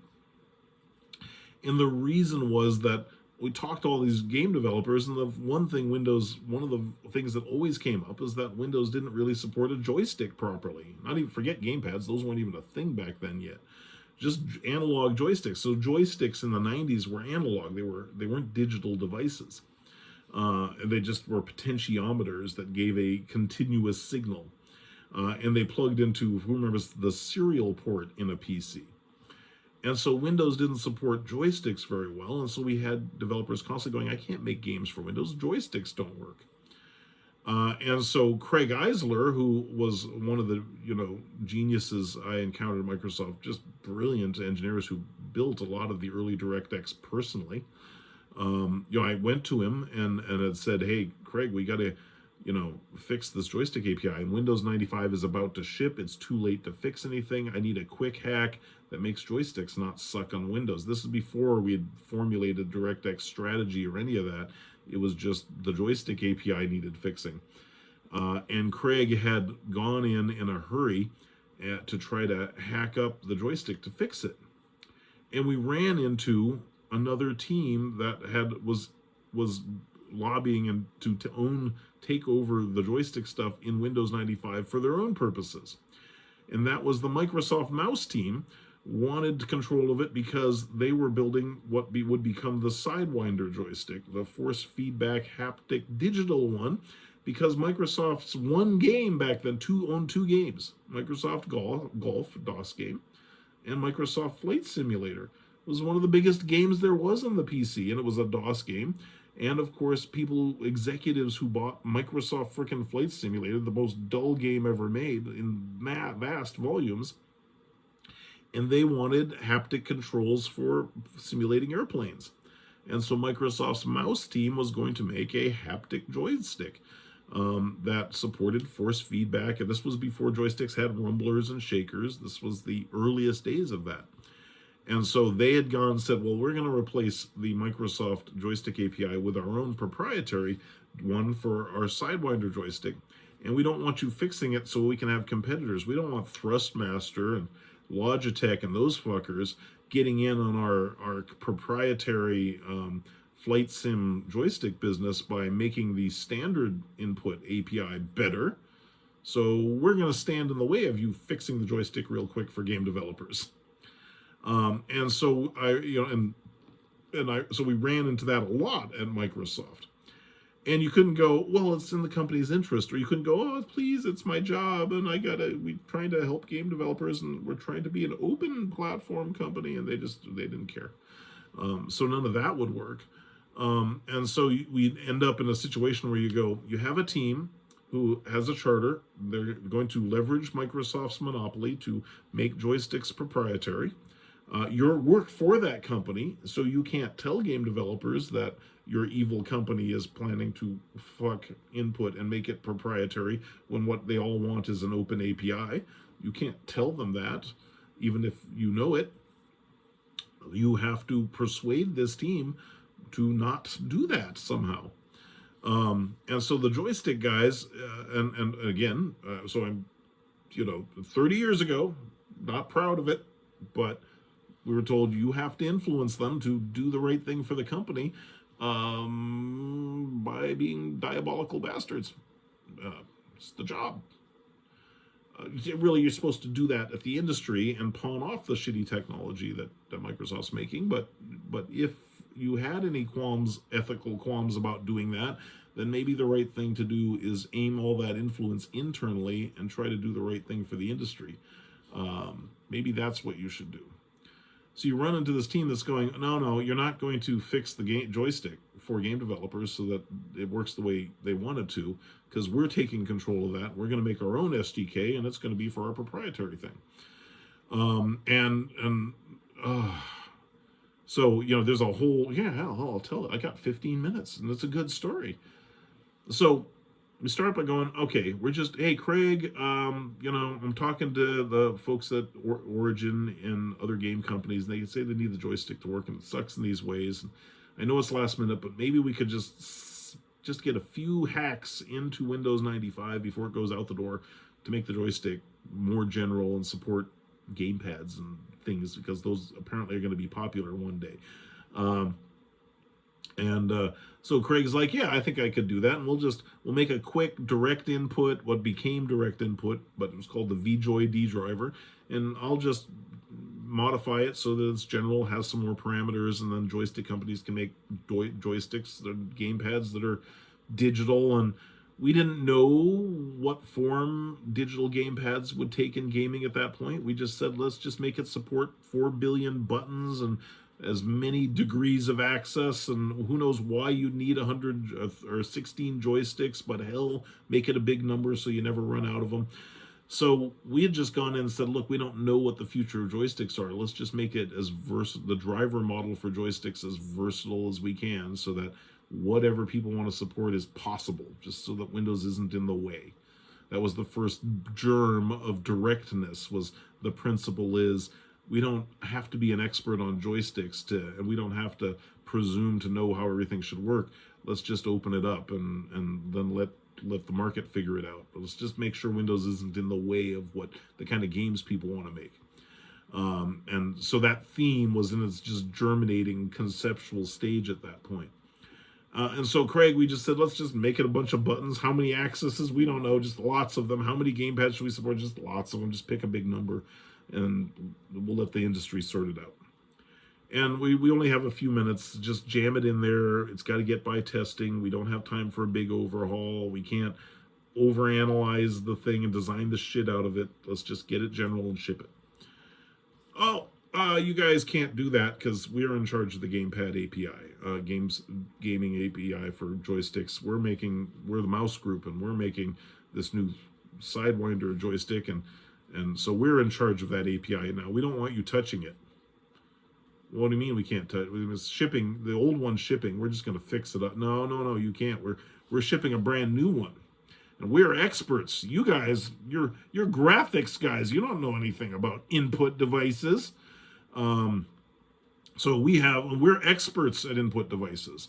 So our joystick's going to support force feedback, bidirectional communications, this many access. It's going to be all digital. It's going to plug into we have a PCI card. People are going to put in their PC to use this joystick. And I'd be in the meetings, and Eric, and this is one of the reasons. So we'll go back a little bit, short story, but so Craig, I'd been given the job. I'd gone from publishing Evangelist to succeeding wildly at it. And Windows 95 is now about to go out the door. It's no more time to change anything. And so I said, good job, Alex. You can do whatever you like for a little bit. Maybe help out with some gaming compatibility with old games in Windows 95 until we ship, because job's done. And so I had picked Gaming Evangelist just as a retirement lark, essentially, because it was too late to do anything. So we were just cleaning up, just helping out. The big missions were over.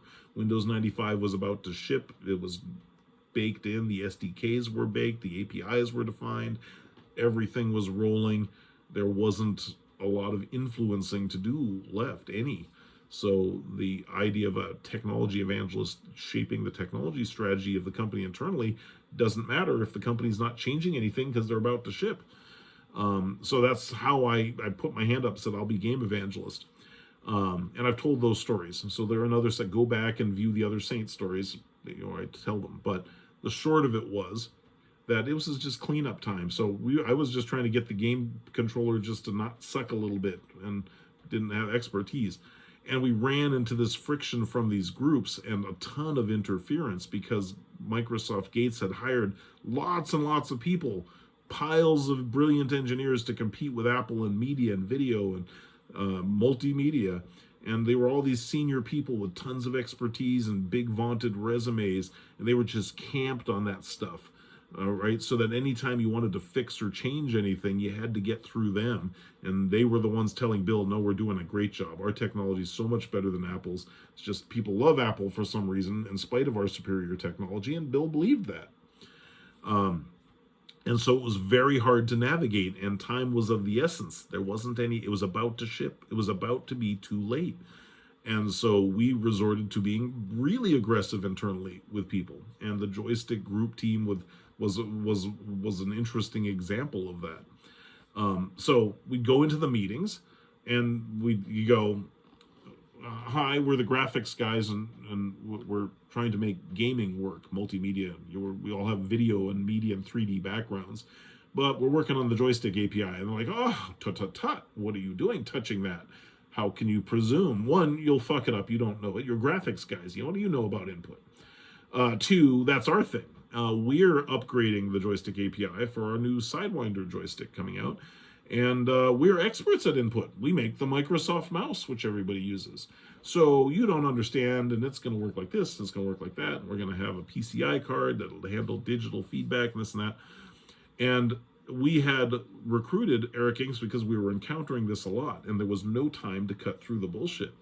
So we had gone to one of the evangelists I'd been hired with, Eric Ingstrom, at Craig's suggestion, was he right? And said, we got to get this guy, and his job, his evil strategy is to run interference. We said, we don't have time for the Microsoft friction and fight. So what we're going to do is we're going to distribute ourselves through the company. If we all stay in DRG, we're dismissible by the engineering teams. What we're going to do is we're going to plant Craig in the operating system team in Windows 95. And he's going to be our mole in engineering. So he's not going to be an evangelist anymore. He's going to be an engineer on that team. But Craig, so then I could go to the multimedia team and say, hey, I'm getting feedback that you suck and we need you to change things. And they'd go, no, we don't. We're perfect. And we tell Bill that. And within the organization, Craig could say, hey, maybe he has a point. Why don't we do a little work on it and I'll fix that up. And so that was our first effort to penetrate that group so we could have some influence. It was put a mole in it. But the problem was Craig was a lone guy and a brilliant engineer, and it was too much time. They were sucking up, because he was such a genius. They were sucking up all his time coding other projects. He couldn't get any cycles to work on the stuff that we wanted to work on. So he said, "Hey, we need some help here. We need a crazy guy. Let's go get Eric Engstrom, because Eric Engstrom will be brilliant at playing a crazy guy, and we'll get him into the organization." And his entire job will be to cause uprisings, just to cause fights, just to draw fire, to be a debate magnet. And we went and found Eric over in that group. Wow, was he well suited to it. And he's a nice guy, really brilliant, so forth. But, he had also been in evangelism, in the evangelism team. I said, "Hey, we need some help. We need somebody to run political cover. We need somebody to draw fire so we can work and do the things we want to do without being interfered with. Because any time that I go, hey, this needs to be fixed, if I make an issue of it, then everybody unifies around blocking, doing whatever thing it is I'm trying to influence them to do, because they shut you out. We need a distraction." So we talked Eric into being the crazy guy. And the trouble is, he became that job. Not only did he marry it, but he became it. And so he said, "Your job is just to bring the fight over there." So his job was being the crazy guy, and we would orchestrate this. We'd say, "Here's how it's going to work." So let's say that we knew that there was a group like the joystick group that was, or pick a group that was going to disagree with us, just because that's all they did was defend their own little fiefdom and shut out any input. We go, we need to crack those. We need to do it fast, and we need to do it systematically, because there's no time. Windows 95 is about to ship. So we need an axe that just goes through every time. We can't just do it once in a while. And so what we're going to do is we're going to spread out. And if we know the pattern is always this resistance, then we'll call the meeting where we go, "Hey, we got, you guys are in charge of this technology that we need made correct in order to get the industry to adopt it. And you're not going to listen, and you're going to stonewall and bluff until it's too late, and that's what everybody does, and that's totally predictable, and we have to cut through that very fast every time."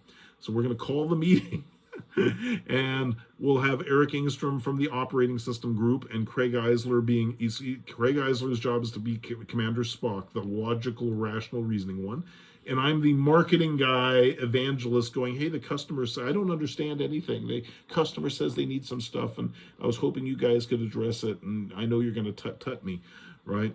And we'd call that meeting and invite these people from the various groups to all come to the meeting, knowing that the thing would be stonewall. And we knew what the argument would be, because it was always the same. Just, "Well, everything we make is great, and your idiots go sell it." That was always what it was at Microsoft. And then what we'd do is we'd get in the meeting, and Eric's job was, I'd go, "Well, they say you're wrong, and your 8-bit format and the audio doesn't sync, and we're right." And Eric would go, "No, not only you're right, how dare you suggest it's not superior," right? And the people from the other group would go, "Who's this guy on our side," right? And Eric would throw down with me in the conference, right? And he'd go, "Our technology is superior, and the media capabilities are better than Apple's, this and that." And I'd go, "Well, what are you talking about?" No, they're not. This is broken and that's broken." He goes, "You're absolutely mistaken." And so he'd take their side, and then we would get in a raging fight in the conference room. Red face, spitting, furious, and Craig Eisler would go, "Hold on a second, his point's true, and this is not the case, and if you understood this and that," and we'd form a triangle, and everybody else would be wide-eyed, because we would take it up to 110 degrees. Just, "You're wrong, that's bullshit, and if you knew what you were talking about." And then at the end of the meeting, when everybody's like, "Oh God, let this meeting end, this is terrifying," right? And Craig could go, "Well, what if we just did this? Then wouldn't that fix it? And that would be right. And you could do this." And Eric could go, "Oh, well, you mean you say you could do this and that would do that?" And Craig go, "Yeah, you could do that." And he goes, "Do you think that would do that?" And I go, I could check it with the developers, but I think I could sell that." And they go, "Oh, okay. All right, well, let's do that then." And everybody in the room go, "Oh, thank God. Okay, that's the plan." And they'd go do it. Worked every time. Excuse me. So we'd go do this. And so the joystick team, we go in to have the meeting. Well, that's the plan. And we go in, but it went a little unexpected. So they come in going, well, we know the joystick stuff, and you're just graphics guys. And we're going to make our Sidewinder joystick, and it's going to have a PCI card for a new proprietary hardware, and it's going to be $150 with haptic feedback, and it's, those game guys can all use that, right?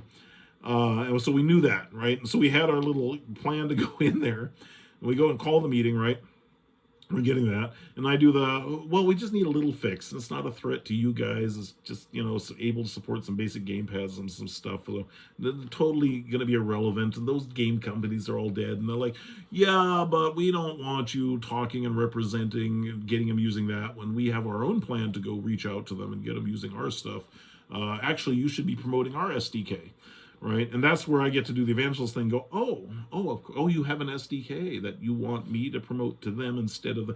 Oh, why didn't you say? Of course, I'm gonna. Let's use yours then. Sure. You're the stand. Okay, cool. No, let's do that. Right.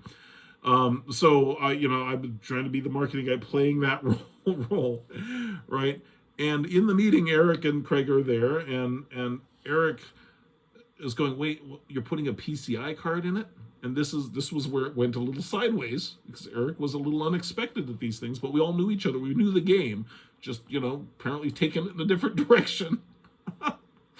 And so he goes, oh, you're saying that you're using a PCI card. Why do you need a PCI card for just a cheap joystick? And they go, well, it's digital and has haptic feedback. The serial port, the analog serial port, is too low bandwidth to control a digital device, and it doesn't support a signal back into the PC. So we need a special custom PCI card to really make a proper digital joystick. And Eric looks at him and he goes, what? You can do this over a serial port. And they go, well, no, it's not digital. Didn't you hear us? And he pulls out a joystick, an analog Atari joystick, right? And there's a little fourth thing in it, has a red button on it, right? And he holds it up and he pokes the red button. He goes, what's this? And they go, it's a button. I go, on, off, on, off. How does that work on a serial port? And they're like, well, it's low bandwidth. You can't get as much data as we need over the serial port for a real digital input. And Eric's like, are you kidding me? He goes, well, how many inputs per second do you think you're sending? Human reflex time is 1/15 of a second. It's going to be this amount. He goes, this is a tiny amount of data. Of course you can get that over serial port. What are you dumbasses doing making an expensive PCI card that's going to cost the company a ton of money and take ages for people to adopt when you could do it over the serial port right now, and you could ship this thing tomorrow and it would be half the price? And Craig and I, who are on Eric's side, this is not the way the plan was for him to do that. And they're like, no, you can't do that. We're the experts on input, and you can't get binary data. He goes, well, I'll fucking show you then. He goes, I'm going to show you that you can totally do this over it and ship it sooner. You idiots. What kind of experts? You're supposed to be experts at mice and input, and you dumbasses can't figure out how to get your thing to work over a serial port without the expensive PCI card that's bringing years of engineering. And Craig and I are just sitting there going, well, so I guess he'll fill us in after the meeting. So afterwards, he's fuming. Eric's just like, oh, those morons. He goes, they think the same way. I go, so what's the plan here? He goes, just wait, I'll show him. What are you going to do? He goes, hang on. So a couple days later, a weekend, this was like a Friday, and by Monday he comes in with just a torn apart joystick with circuits and wires soldering all hanging loose, right? And he goes, watch this. And he he plugs it into the serial port and brings up a screen, and he shows a huge amount of data, just input data going through, and he's got the thing showing the potentiometers, the buttons, and he's going the huge amount of volume showing the track of data. And they go, what is that? And he goes, oh, I went to Radio Shack and I bought some stuff and I soldered this together. So it's a digital amp. It just uses the joystick button signal, just the button, to encode all of the data. And so all I'm doing is pretending that the joystick button, using just the existing joystick API that's been Windows 3.0 shitty that has a button in it, it's 15 kilobits a second over the serial port working. And I built the circuit with Radio Shack to simulate it, so that's twice the bandwidth they need their fucking PCI card for. That's the plan. And he goes, yeah, what? And he takes it to the meeting and throws it down and goes, here, you dumbasses. I built this in Radio Shack over the fucking weekend. Here it is, sending it over the serial port. You idiots are wasting Microsoft's time, money. He goes, I swear to God, if I have to go talk to Gates about you dumbasses wasting this much time and money doing something so fucking stupid, and they're all like going, what? And he goes, well, Alex, don't you have a meeting with Gates tomorrow, and you're going to report to him on our progress? And they go, oh yeah, of course I am. Yeah, I go, so you're saying that they're going to make this huge API effort for 6 months from now after Windows 95 is already shipped, and they're fucking up the entire game industry with a stupid strategy. They don't even know how to make it work over serial port when it obviously can. He goes, yeah. I go, yeah, I got to report them that. And they're like, oh, wait a minute. What was it you want? You wanted to, we'll work with you on fixing up the digital API so that the existing one can work. And this in our SDK that can be. I go, why don't we'll put it in the what became the DirectX SDK. We'll put it in the game SDK as beta. Of course I'll promote it. I'm marketing. I'm just here to serve you. Of course I'll serve your shitty proprietary convoluted API to the developers. But, you really got to work with us on this thing here because all your expertise, I mean, you're the experts, and you don't want Eric to go tell Gates that you dumbasses were making a PCR card and making the product cost twice as much and shipping it late because you didn't know, apparently, that it was perfectly possible to just encode the entire digital stream for your haptic feedback over the button port on the old school API, and all of your jobs are totally unnecessary because you're idiots. I mean, I wasn't planning on mentioning it, but I mean, I do have to report on the conversations we had here. And so suddenly they were all like, oh, well, of course, you should fix that up. And yeah, because Eric's like, yeah, here's your joystick working on the VJoy-D right now. So they're like, oh, yeah, no, of course you can do that. And then you'll ship us as a beta, and then we can be on the SDK, and you'll promote us as the next thing coming to the game developers. Yeah, we can get on board with that. And that was how direct input got made. And the funny thing about, so that was an example of one of those, we called it one of the evil strategies from the Evangelism of Wars called triangulation, where you control the narrative by taking all the opposing positions, occupying all of them, causing the debate, and then having it collapse on the resolution you wanted anyway, which drives consensus decision making when otherwise none would occur. So that was a particularly a good example of it gone a little bit sideways, but still successful influencing. And that group went on. So we had that group, the early battle over the joystick, in some sense was the beginning of the DirectX team, or the DirectX SDK, because that's when it went from going, we're just trying to fix video and some of the graphics stuff for games, and it turns out the gamers needed sound and input and disk IO and memory pinning to work. And so it went from being a graphics thing to an entire operating system architecture that we had to handle inputs and IO and memory allocation and everything in order for games to work. So we went from being just dealing with the graphics stuff to an entire OS architecture just for gaming.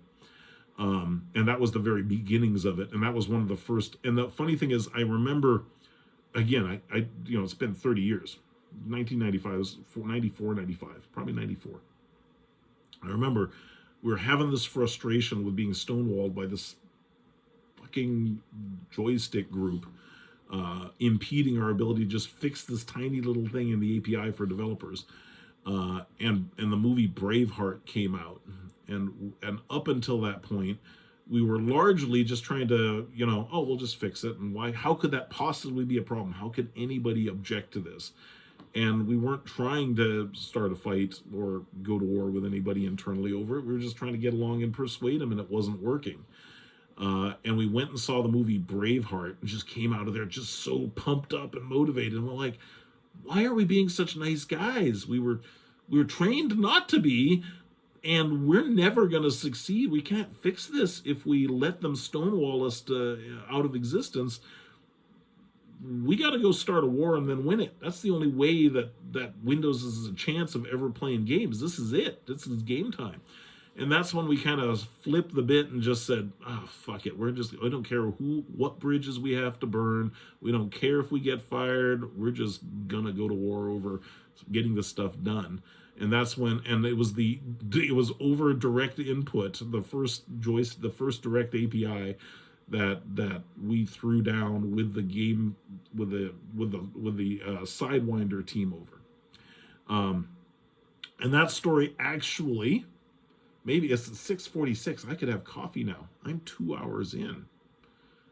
Remember, though, there was the thing that became famous about the battle is when it was OpenGL versus Direct3D that spilled into the whole GPU market and all the graphics standards and so forth.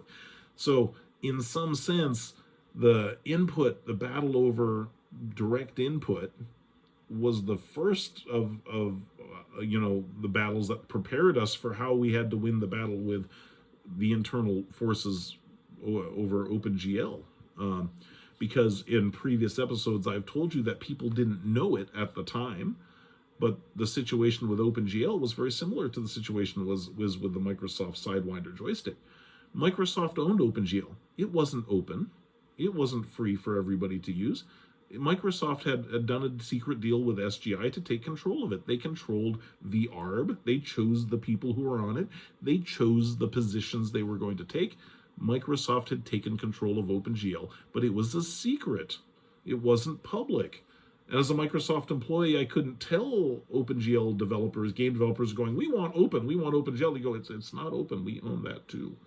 And I couldn't tell them in that era that the battle between OpenGL and Direct3D wasn't a battle between open and closed. It was a battle between the Direct3D team actually trying to be open and the OpenGL team, who Microsoft had secretly taken control of OpenGL and were closing it, making a Talisman chip, a proprietary Microsoft chip that was going to be the only thing it supported. And the industry didn't know it. And so there was this huge public battle over Direct3D and OpenGL that was a much bigger version of that little direct input battle over the Sidewinder joystick. So the interesting thing is that was the first kind of the earliest moment of DirectXness when we formed this triangle and said, oh hell, this is never going to happen. We're never going to succeed if we take no for an answer and we let these guys stonewall us. We're going to have to get a lot more aggressive with this. And we have to scare, traumatize, whatever we have to do to get these guys to let us, fix it. So that first meeting where Eric went to Radio Shack, made a analog to digital converter and serialized joystick button inputs to prove to the joystick team that we were going to make digital joysticks work with this little crappy API, even with no modifications at all, and tell Bill what idiots they were if they didn't go along.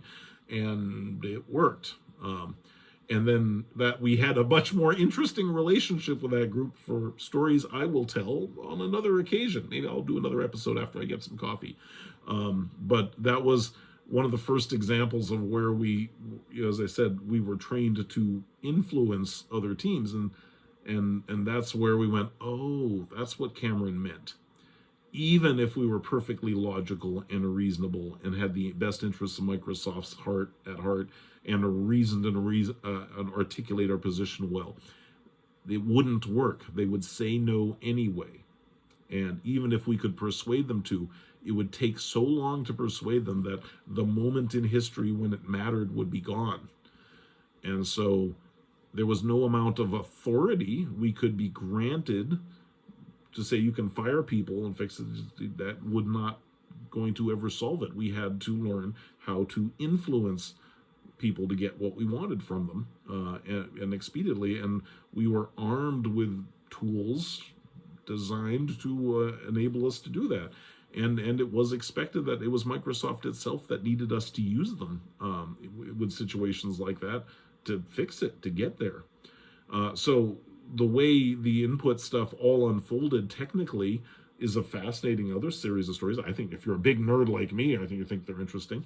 So that early relationship with the Sidewinder team turned into a whole bunch of other things that was the basis of all modern the X input architecture and all the HID support for input in Windows today is the product of that one meeting where freaking Eric Engstrom went and soldered together an analog to digital converter and humiliated the joystick team in order to get them to not close off and block fixing this API in time for everybody to use it in the game industry.